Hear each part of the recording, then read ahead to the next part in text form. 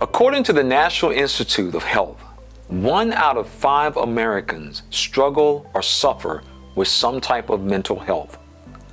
This is something that impacts so many families. And interestingly, Jehovah's Witnesses are not exempt. And as a result, we are doing a series of videos that deal with the mental health conditions of Jehovah's Witnesses. Many of us have actually personally had to deal with this issue, or our loved ones. And today we have with us Tony, who served as an elder like myself, and we got a chance to really see behind the scenes just how Jehovah's Witnesses and individual congregations struggle with mental health issues. And what we'll be looking at is how this issue is dealt with among Jehovah's Witnesses. Welcome to this episode, dealing with mental health. You're listening to The Critical Thought, where we challenge our listeners to use critical thinking when examining the teachings of Jehovah's Witnesses. Yes, thank you. First of all, I want to thank you guys, JT and Lady C, for having me on. I really appreciate it. And I definitely appreciate the work you guys do. I'm third generation Jehovah's Witness. And, as such, it's a lot that has gone on that have really affected me personally from a mental standpoint. And, when I think about mental health, it encompasses a lot, of what goes on in your mind. And so, being in that organization basically all my life, being born into it, you can imagine, the many years of what was put into my mind that, can have an impact, and had an impact on a lot of the decisions that I make, my thought processes and things of that nature. Being in an organization, it just pretty much, you're giving a way of life from another person's perspective. And so what happens is who you are, your mentality gets distorted. It's a lot of dysfunction that develops as a result of that.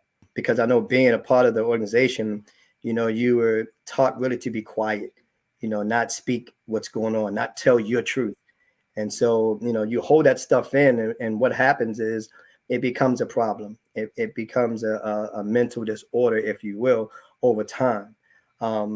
Especially growing up in an environment that I grew up in that was already dysfunctional and abusive, adding on to, what the Jehovah's Witnesses teach you, and not just the teaching per se, but just what goes on from a human to human standpoint, was very dysfunctional and very disheartening, and, caused a lot of pain and anguish. And that affects the brain, that affects your decision making, that affects everything that you do on a day-to-day basis. How, even when you're trying to plan something, your mindset is based off of what someone else wanted you to do. Someone else told you to do this or to do that. So it was very important for me to first and foremost be aware of what actually is happening, what is causing this mental dysfunction, and how can I be more aware of what's going on even now, and what things that I can do.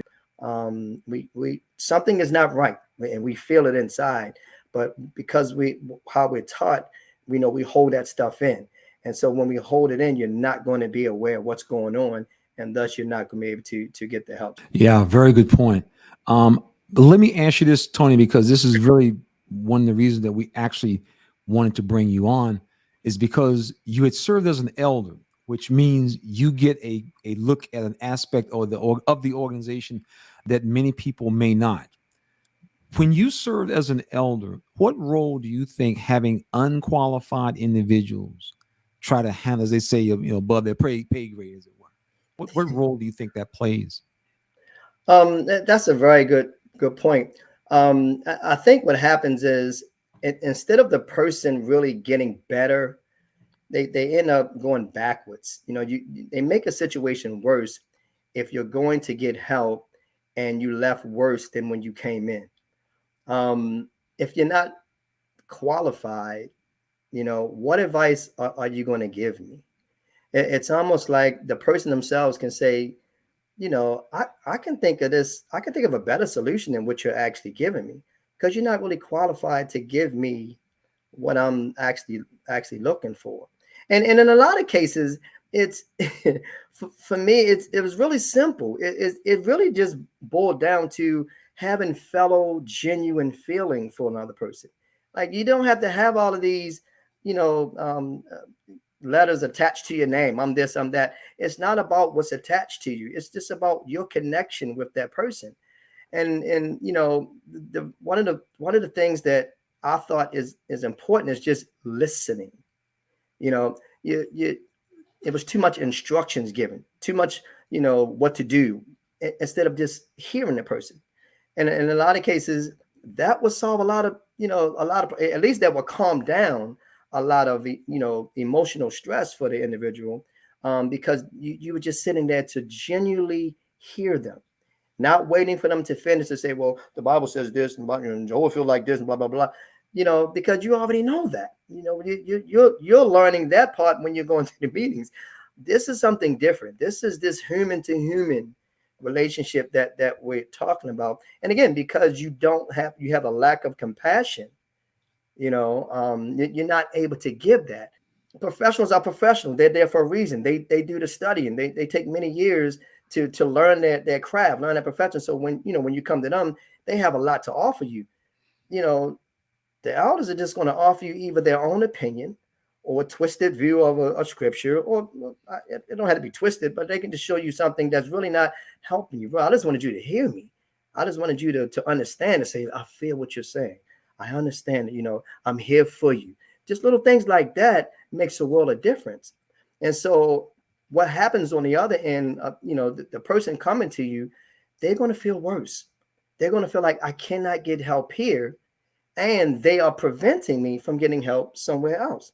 So, you know, all of that is just piling up against, you know, the organization, and you're not even close to being qualified because you don't even have compassion yet. So, you know, it's really hurting many millions of people who are really depending, I mean, staking their lives on the thoughts and mindsets of these elders, and yet they're not giving them anything that's going to make them walk away smiling, feeling good. Okay, I'm going to try that. This brother was here for me. I appreciate that. That was true love. They're not getting that. They're walking away more confused than when they came in. Oh yeah. I remember going to elder school, and one of the things, and I think you made a good point, that there are many elders, many men who serve as elders. They really want to try to do the best that they can for the friends. And so what some elders were doing, because they realized they didn't have the qualifications to deal in these, to dev into these areas, a lot of elders started taking classes, reading books, just trying to be a better elder. And I remember point blank at our elder school, we were told there's no need for you to study anything outside the publications. So anybody, because a lot of elders, well, let me give you a copy of some information if you're dealing with this brother, you know, and here's something you might. And once word got back to Brooklyn at the time that elders were going outside the society's publications at our elder school, that was shut down. So here you had people who were sincere, trying to help, trying to find out things they didn't know, and they realized that the organization didn't provide, and it shut them down. And so the bottom line is, once again, the witness, the average quote unquote rank and file Jehovah's Witness, who is told to go to the elders, he is once again going to somebody who is simply not qualified to deal in this area of mental health. And that's a good point too, because I'm thinking in terms of how, you know, who are these ones that's telling you to go to the elders? And a lot of times it will be the leaders who are saying, if you have any issues, go to the elders. And then they know that the elders will have to report back to them to say, hey, what to do in this situation. Yeah. So it's a cycle. Like you're really not getting out of it. You stand within that bubble, if you will, and you're really never getting any help. You know what I mean? And like I said, there's so many places to get some help, and it doesn't have to necessarily be somebody saying, hey, you need to do this, you need to do that. You know, if you're sick, if you're feeling good, I don't know that you're not feeling good, but you will make your way to the doctor. You're going to make your way to wherever you need to do to get help, right? I don't have to tell you that. So the fact of someone telling you what to do really is a problem in itself, because you're not using your own critical thinking. You're waiting and sitting. Hey, I'm sick here, so what should I do? No, exactly. You know what I think too? Yeah. That's where this term comes in. What is mental health? Because here's what I think about this whole thing is when a Jehovah's Witness is experiencing a crisis, do they even know what mental health is? Do they, like you said, Tony, you said they're going to go to the doctor if they're having a physical ailment. But when they're having a mental ailment, do they even know what that looks like? Right. You know what I mean? Right. And so, like, here's a slide here on the screen. What is mental health? It's being aware of why and how you are reacting to something. Sure. So when you think about that term and that sentence there, what comes to your mind when you're talking about Jehovah's Witnesses? You know, when you're thinking about being aware of something and being aware of how you're reacting to something, this happens all the time in the world of a Jehovah's Witness because there's always something to be reacting to. Every time you turn around, somebody's reacting to something that you're not doing, and just you're always being called on the carpet as lacking in something. So you guys want to kind of talk about that, the things that people are being aware of and how they're reacting to something. Do you have anything a good idea of what that could be? Yeah, I can, when I think back on my childhood and, growing up in the organization, like I said, I was given a script for life, basically. And because for me, my dad was an elder, and he passed in July of this year. And he was one of a devout, elder. And so he had this way of controlling his children and controlling anything around him. So with my life, everything was already laid out for me, who I was going to get married to. The fact that I was an elder, it wasn't something that I reached out for per se, but it was something that his hands was already in it, making and talking to the right people to make sure that his son becomes an elder. So you start to, for me personally, when with all those things already laid out, there's a lot of things I had to figure out, like, why am I feeling this way? Why am I feeling that way? And basically that brings up, that question, like, what is mental health? And so anything that affects your mind, whether it's negative or positive, is you have to see whether it's healthy or unhealthy for you. So for me, it was a very unhealthy thing from a mental standpoint, because there was a lot of reactions that I didn't understand why. And in the organization, you have people who have been abused. And so they have a certain behavior when they grow up because of that abuse. And yet the organization is going to punish them again, not giving them the help that they need, not talking about what's really going on. Why are you feeling? It's all about, we're going to punish you because you just reacted this way, not realizing this is why. What if it's in the home with a Jehovah's Witness who has abused you? So it's within this organization that's causing individuals to act a certain way, and yet you're not really providing the help. Because like I said, it really boils down to that human to human connection. That's what it really boils down to. And if that was distorted in any way, if that was manipulated in any way, if you was abused in any way, if there's dysfunction in it, that's a mental issue there that has to be addressed. And we have to find some way to kind of fix that. I totally get that, because when you think about just from a standpoint of children and how you're taking them to the Kingdom Hall, and you have a little 2-year-old and they're sitting there and expected to be at a meeting that's happening at night when most kids are in bed. And then they're being instructed, oh, take them to the bathroom and beat them because they can't sit here and be quiet.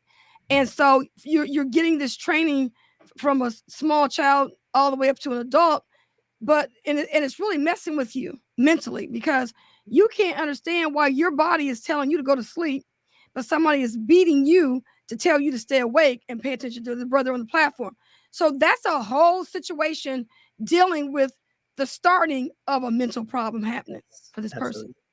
Yeah, it's very important when you think about it. It starts early for a child of Jehovah's Witnesses, and it starts early for a Bible study with an adult. The constant making you feel that you have not done enough, or that you are lacking. I mean, I look back to myself growing up. I remember my mom would be like, well, did you read your magazines yet? Have you studied for the meetings yet? Same thing with a Bible study. I remember when the lady would come over, the worst question that would be asked, well, did y'all get a chance to read over this before we came? And so there's this constant, you have not done enough. And after a while, when people are constantly told they have not done enough, it begins to take its toll. The person begins to question their own self-worth. And that's why we know this conversation takes place, because we've talked to so many people who have left this organization. And it's interesting, you see this common denominator flowing through almost every conversation, that how they had to deal with, I just couldn't keep up. I just wasn't doing enough. And so like, well, where did that come from? Why is everybody talking about they feel like they didn't do enough? Because that was the culture. The culture was run faster, jump higher, jump higher. Right. And it definitely impacts people's mental health, especially when you combine all of this stuff with one little caveat. You're not doing it for God. You're not doing it for God. You're not doing enough for God. And so when you think that you haven't done enough for God, man, that'll just wear people out. That'll wear people out. Absolutely. You know, I was as you were talking, I was just thinking about, because you made it's two groups. You know, you're either born into it, or you know, they come and knock on your door and bring you into it. And for me, growing up into it, that's a normal way of life to you. You have no idea what the real life is. So when I say that, from an emotional standpoint, you don't know how to connect with people, because you're not taught that. You're taught to skip over the relationship that you're supposed to have between mother and father, you know, daughter and mother, brother and sister. It's all about God. As long as you love God, you're good. So it's very difficult, especially when you were born in, because like I said, you don't have a choice. It's not like, okay, you can be in Catholic, Jehovah's Witness, or Mormon. Like, which one you want? You know, study all three of these and then tell me which. You can't do that. So all of the teachings, all of the feelings, all of your emotions, everything that's talked about is actually put into you. You don't get to choose. Hey, this don't feel good to me. I want to go a different direction. No, this is what you have to do.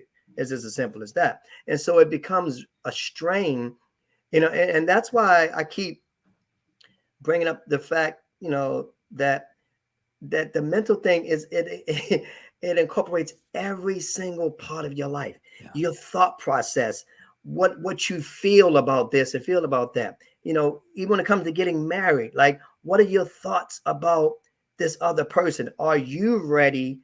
Do you know yourself enough? You know what I mean? Do they know themselves? So you're joining people at an early age, and they like, I don't know nothing about this person. I don't know nothing about me. You know, why am I going to, you know? And so again, it's the whole thing. Your whole mind is a secondary person. It's not who you truly are.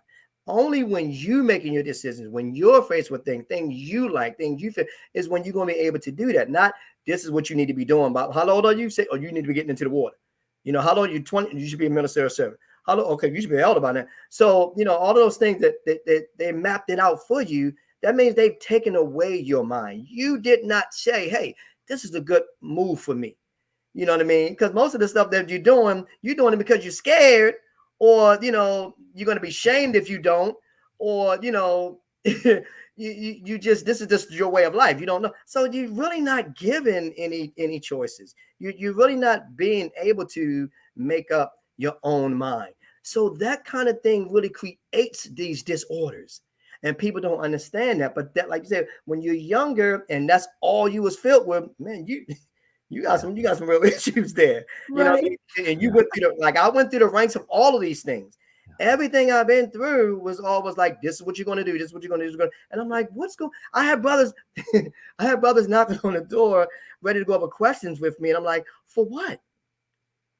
Like, there's no dedication being made. Why are you here answering questions? Oh, to test my knowledge, just to see how much I know, and that gets me in. Now I can get in the water. I don't even want to do that. Yeah. So, you know, when you're Oh, that's right. Because you said your dad just sent the brothers over and told you that you're going to be going over these questions for baptism, and you yes, didn't know what that I was had no about. idea. So it's Oh, that was so crazy. right. So things like that will make you like eventually. And I'm 13 years old. I'm 13. I don't know nothing about nothing. And then being sheltered, I haven't been out here to experience anything. And then you're sheltered, and now you're in this contracted agreement, if you will, and you have no idea why. Yeah. Why am I? What am I doing? So Yeah. my life, starting from a kid, getting baptized, getting married, because my dad prearranged the marriage. Everything was already done for me. So that has a great effect on your mental stability. Yeah. You can't make these decisions. Nothing that your heart was involved in led to these decisions. It was everything that was told to you. That really puts a strain on you mentally. So if you're not aware of that, you're just going to go along with it. So mental awareness, just being aware of what's going on. Why am I doing this? What's the reason for that? And you have to ask these questions.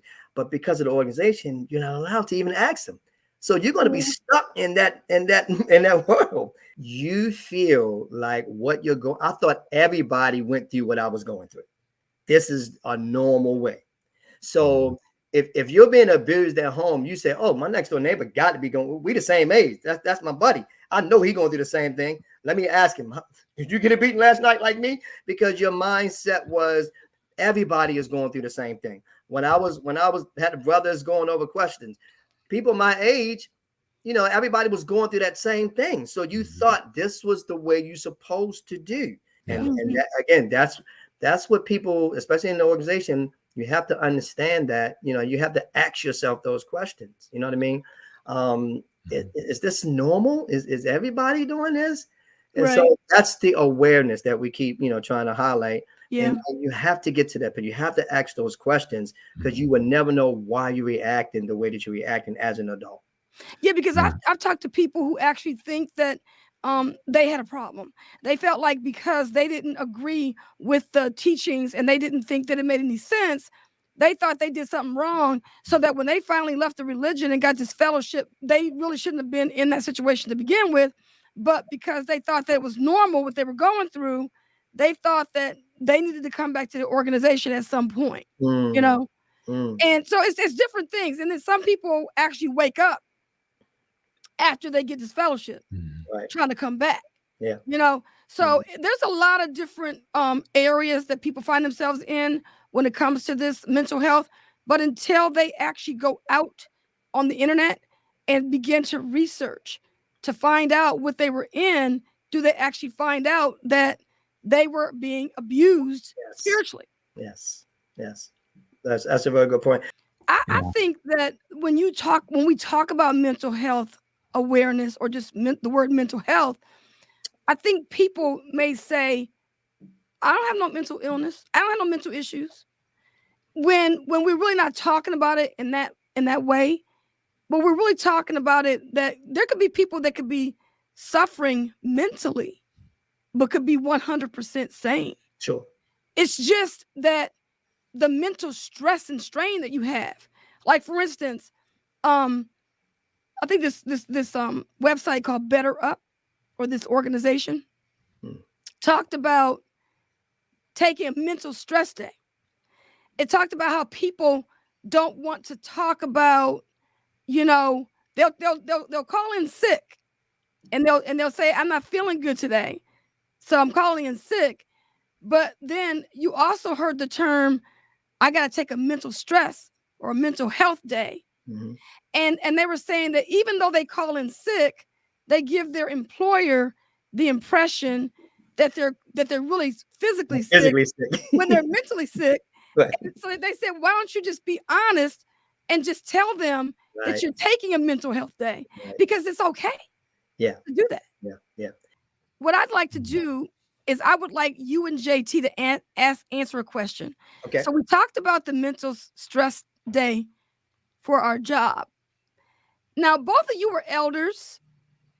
Do you think you'd be able to get away with telling the brothers in the congregation on the elder body that you wanted to skip out of the theocratic school and service meeting because you got a mental health crisis, or you're taking a mental stress break?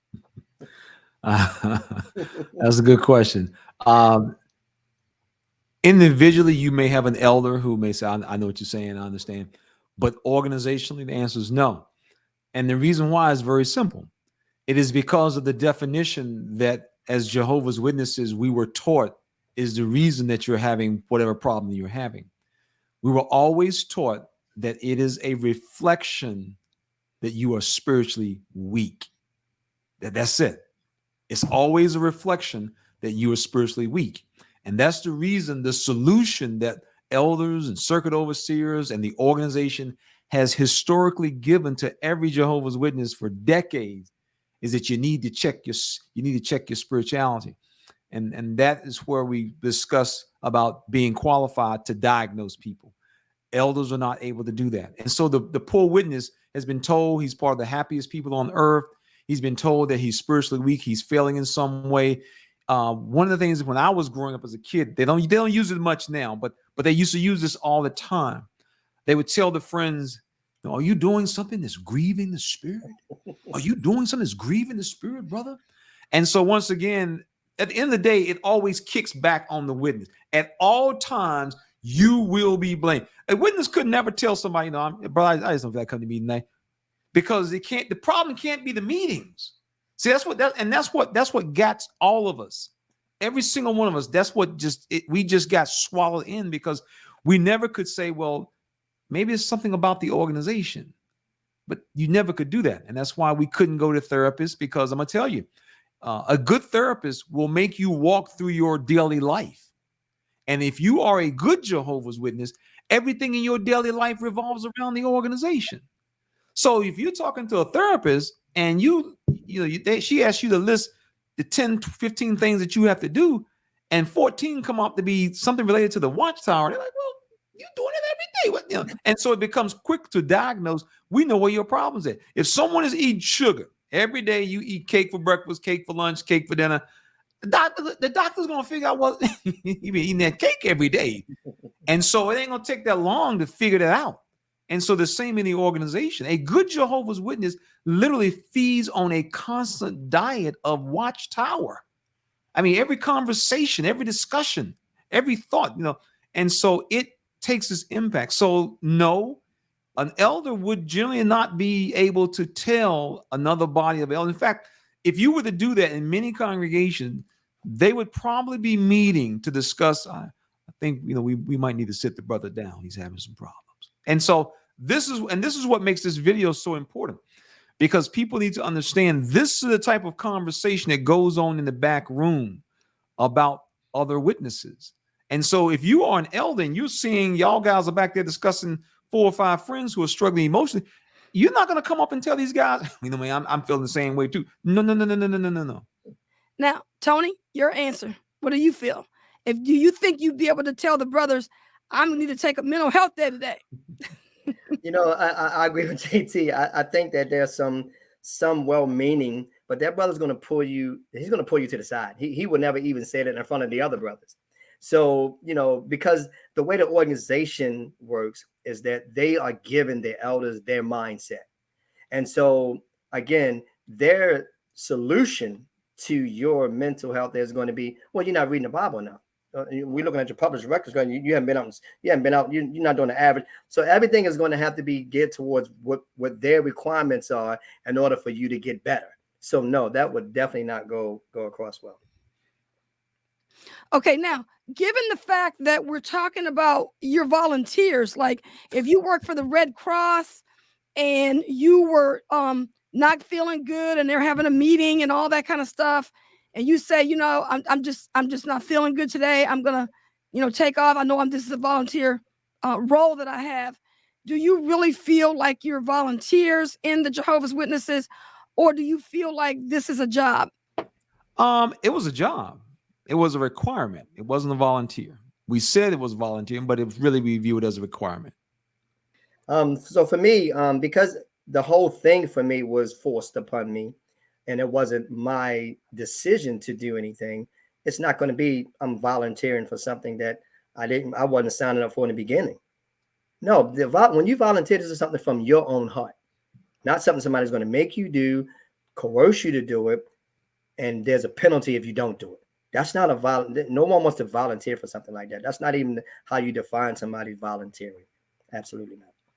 When it comes to mental health, what type of crises do you think that people could see themselves in as a Jehovah's Witness, but not realize it's a crisis? I think people can be impacted by their health and not recognize it. We've seen people who their health has given out on them, and they didn't even realize what it was. And their kicker was they kept trying to do more watchtower stuff when they really needed to pause, but they just kept trying, and it just would just grind them. I mean, we've seen people physically just lose it because of their mental health.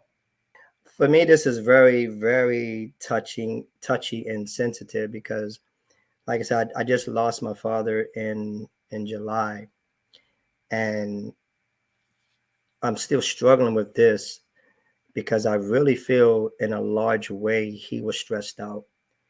And even more recently, there's been a few Jehovah's Witnesses who have passed, elders, young elders, who would, to the eye seem physically sound, if you will, but because of stress, they've passed on, and it's really disheartening. Because people really don't know that, what this stuff leads to. And you just don't know because you're not aware of, again, the mental health issue. And so my father he was taken out. They gave him 6 months because he had cancer, and it only took him 6 days, and he was just gone. And I know, he's been an elder for many, many years, but I know personally that, he was under a lot of stress, and there was a lot of mistreatment going on toward the end of his life. But, I really believe that, they cause people to have these situations, that can sometimes lead to death. So. That's a good point. In fact, that is probably one of the main reasons right now that the organization is struggling getting younger men to reach out for position. And that's because they've seen their fathers and their grandfathers, in some cases, great grandfathers, literally get just ground down to, just a powder by the organization. And so they're like, I don't want to be no elder. Y'all kill folks trying to do that stuff. Yeah. And so a lot of young people, they're like, they've seen by example what it did to their fathers. And so they're like, no thanks. I'll take a pass. So I understand that, there are people who look at the situations of people in their family who have passed away because of that. The good thing about that is that they're being made aware. So, when they see things that's happening, that's the beginning of it. That's the start of being made aware of this mental health thing, because, it affected your loved one. So now you got to ask yourself, how is it affecting me? Am I being affected by it? Is it something that I'm missing, something that I don't know? And like we said earlier, you're looking at your character. You're looking at how you're reacting to things. So now you got to start being aware of you. Why are you doing these things? What is causing that? And that's, again, being made aware of what's going on. That's going to be the beginning stages of getting that help. Yeah, and I don't know if you all realize this, but according to the National Institute of Mental Health in the United States, these are the statistics for the United States, nearly 1 in 5 adults have a mental illness or mental health condition. That's 52 million people. So, oh yeah. The numbers are probably low. The numbers are probably a little bit higher because it's a stigma that comes with this. I mean, just in society in general, there's a stigma. So people generally would not report that. People realize that they put it on their application on some jobs. They may question your stability. So a lot of these numbers may not always be reflecting the entirety. But and we've had this conversation before. I anecdotal stuff you can argue back and forth. But just being just looking from a personal perspective and talking to other elders who actually see their friends. There is a lot of witnesses who are supposed to be the happiest people on the earth who are struggling with this. I mean, there is literally a lot of witnesses who are struggling with this. And because they can't come out, especially historically, they're not getting any real help. They're not getting any real help. Mm-hmm. Sometimes when I think about this too, I think about what is the carbon monoxide or whatever, where it's like Mhm. odorless, tasteless. Mhm. It's Yeah. almost similar to that, where people are just not aware, but it's taking its toll on you. You stay in that environment long enough, and it'll kill you. And it's just like that. They just not aware because the organization they're not transparent to say this is what we're doing to you. They're not going to admit these things that's happening to you. They're not going to admit their involvement in a lot of this stuff. And especially with the children, if you grow up in a witness family and you have an elder who has had many years of being an elder with what the watchtower is teaching them, that child is going to have some sort of mental issues there. I don't care who you are, you're going to have that. It's just, it is what it is. So, they're unaware of that. To them, this is a normal life, but really it's just like that carbon monoxide. Like, you just don't see it, but it's killing you. Mm-hmm. Right. And so, as we're trying to educate people in this video, then we now want to talk about, what is depression? So my whole goal is for people that when we're talking about things in the video, Google it. Google the top 10 signs of depression, or the top, reasons why people get depressed, because you could be depressed and not realize it, And so these are some things that you need to take a look at. I do know that in the mental health arena, there's something called what short and long term depression, because like some people may have a situational depression, right? Their depression may just be for 2 weeks because they're undergoing something on their job and they're stressful, and they're all stressed out until they find out the outcome of something at work.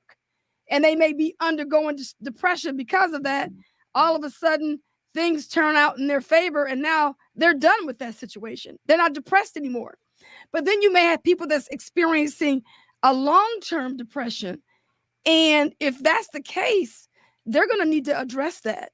They're going to need to find out what's causing the depression and how they can treat it.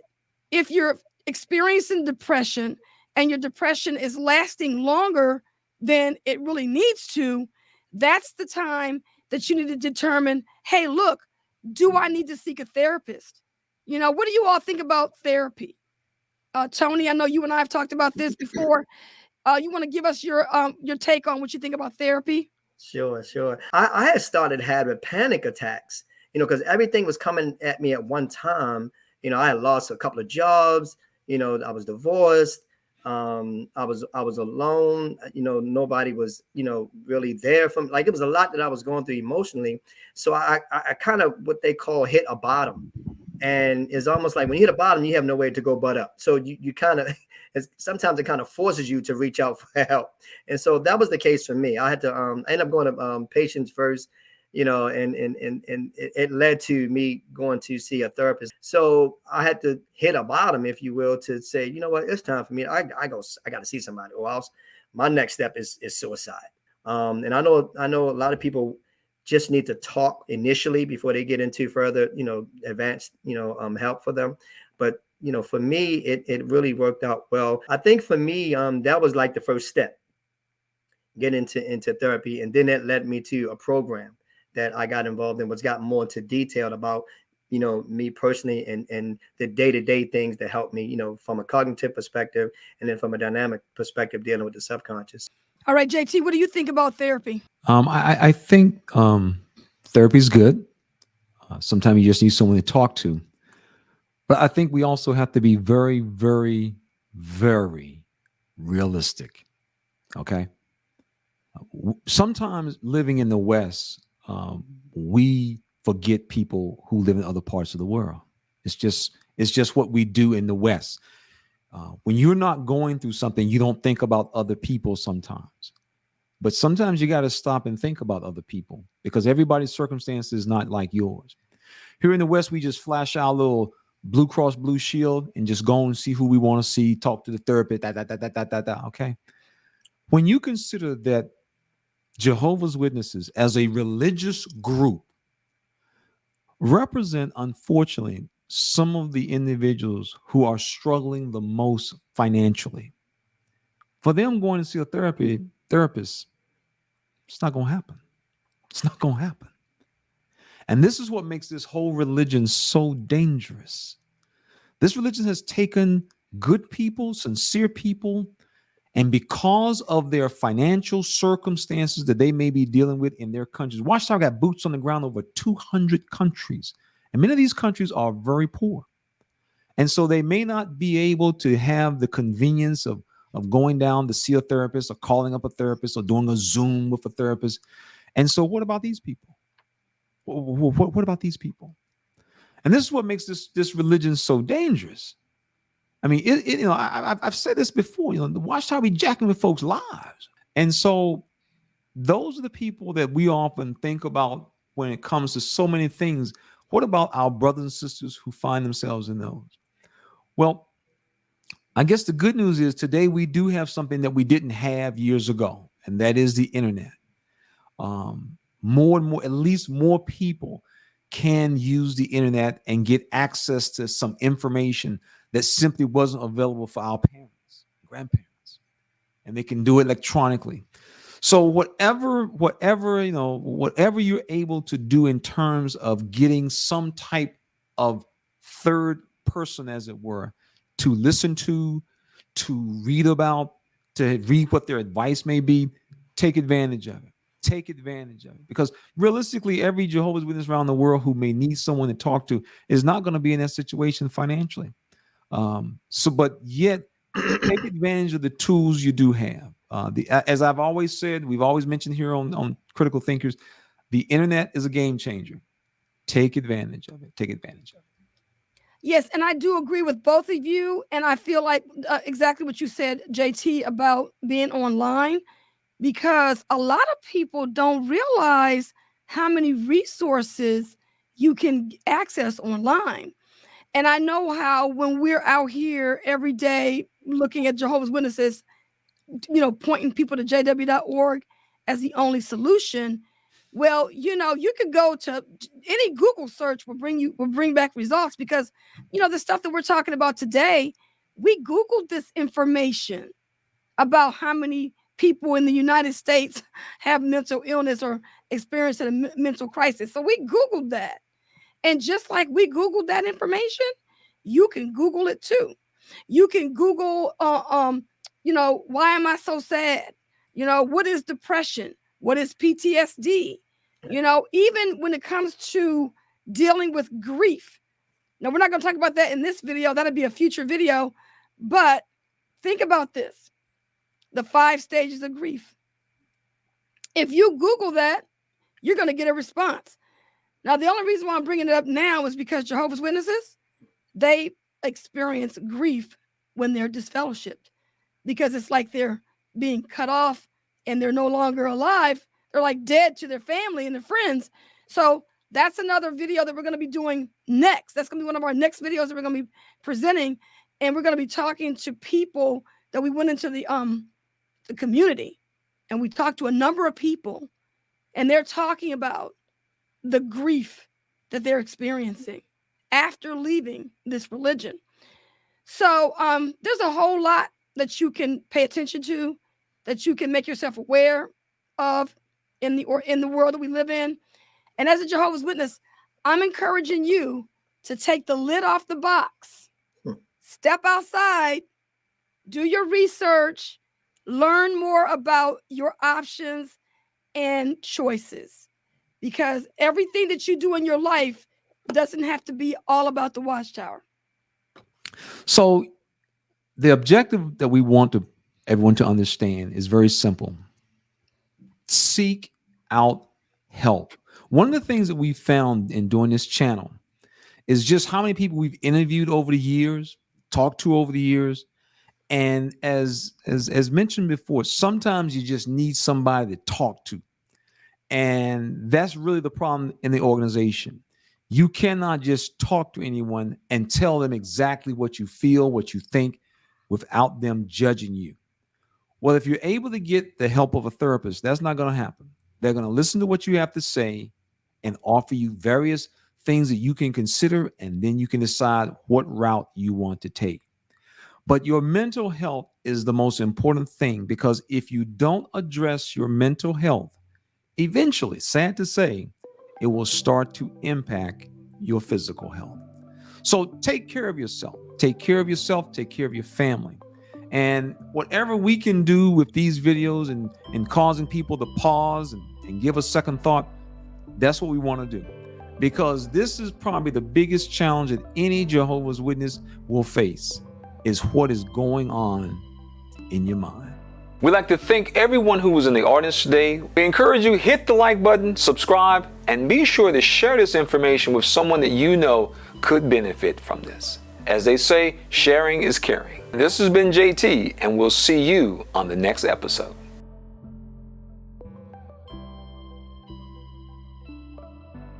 This program was sponsored by Critical Thinkers.